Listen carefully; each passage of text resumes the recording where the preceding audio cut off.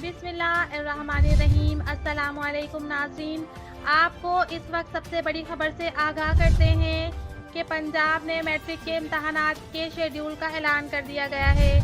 पंजाब भर के education board ने मैट्रिक के इम्तहानात के शेड्यूल का ऐलान कर दिया है। शेड्यूल के मुताबिक पार्ट 2 मैट्रिक के इम्तहानात 1 अप्रैल से सूबे भर में शुरू होंगे। पहला पर्चा सिविक्स और अरबी का होगा, जबकि मुताल्लिका पाकिस्तान का आखिरी पर्चा 17 अप्रैल को होगा।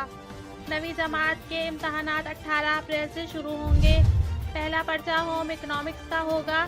नवी जमात के इम्तहानात 10 मई तक जारी रहेंगे। Date sheet Punjab board committee मेंबरान की मशावरत के बाद जारी की गई है। इससे कबल पंजाब के महकमा तालीम ने सूबे के तमाम सरकारी स्कूलों के आइंदा सालाना इम्तहानात और इसके बाद के नताइज के शेड्यूल का ऐलान किया था। सरकारी बयान के मुताबिक सालाना इम्तहानात 10 मार्च से शुरू होंगे और 25 मार्च को ख़त्म होंगे।